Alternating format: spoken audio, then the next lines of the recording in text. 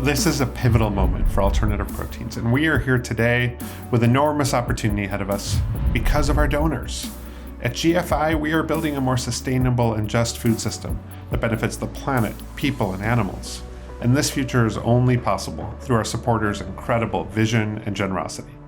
To say thank you to our donors around the world, we asked 3 big questions of Good Food Institute colleagues who are working to advance the science, the policy, and market momentum of alternative proteins.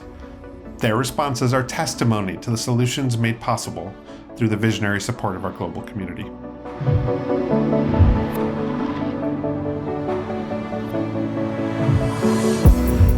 I work at GFI because I want to do my part in solving the climate crisis and creating a sustainable future for future generations. I want to make sure that we have enough food so no one has to go hungry, and I want us to be able to live on this planet in a way that is not damaging to the environment, people, or animals.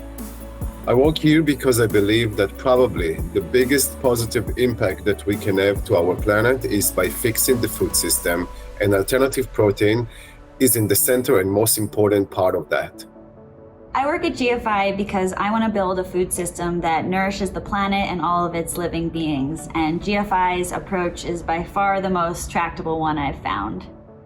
I work at GFI because I have a chance to contribute to building a food production system that is equitable, healthful, and mindful of social, environmental, and economic concerns. The impact of food and food systems is still a fairly nascent part of the climate mitigation narrative, especially in countries like India, and that needs to change. I see alternative proteins as the next agricultural revolution that'll be able to provide delicious, nutritious, and affordable food for everyone. Moving towards alternative proteins is our best chance to prevent antibiotic resistance, pandemics, zoonotic diseases, and also to produce food sustainably for the entire world.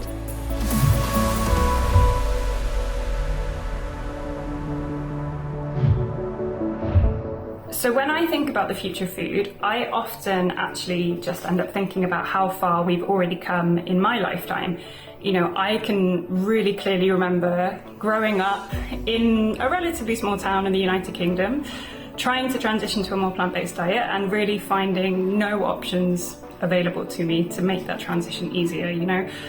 And now when I think about when I go back to that same town and I go out with my friends and, you know, they're not necessarily vegetarian, but we're all tucking into a Beyond Burger, or the fact I speak to my mum and she tells me she prefers oat milk in her coffee now. And I just think the scale of the change that we've already seen is just amazing. You know, it's all about making the more sustainable option the default one for consumers. I do see the future of food changing. I think it will take some time to match up in different parts of the world, but the change is already happening with including alternative protein in global consensus and global forums to speak about how food systems transformation is as critical as other areas of change such as renewable energy. We already know how to feed a growing population without destroying the planet. Instead of just trying to produce more food and reduce damage, we need to establish and invest in a food system that actually maintains nature. The future of food will be kinder, gentler to the planet, and more equitable for our communities because alternative proteins will be at the center of it.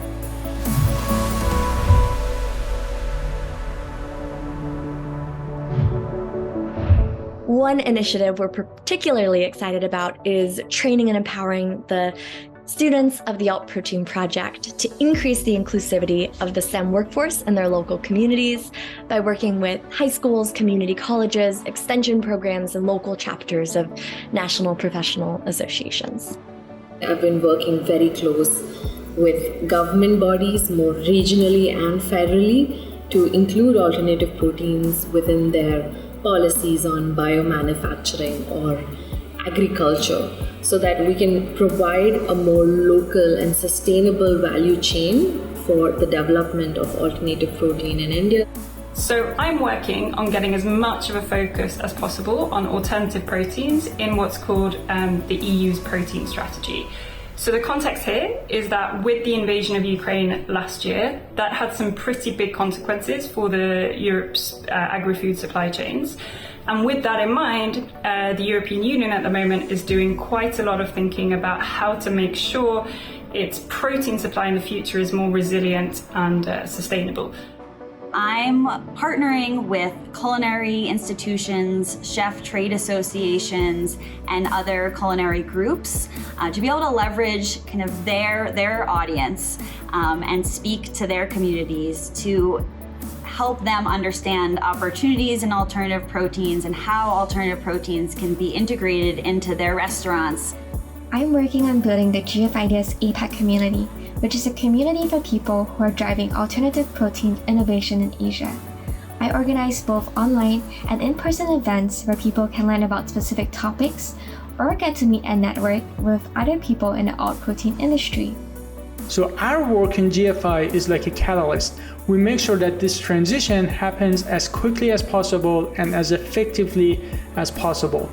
We do research when we find out all the bottlenecks, and then we devote resources and all of our energy to it to solve these problems.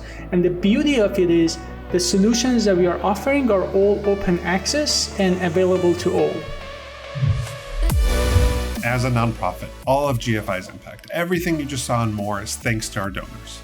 From Valerie's work bringing together all protein entrepreneurs and scientists to advance innovation, to Marika's work inspiring the food industry to embrace all proteins, to Amy's work building a more inclusive all protein workforce, our progress towards a better food system is powered by philanthropy. We're so grateful to you for joining us in this work to create a future where alternative proteins are no longer alternative.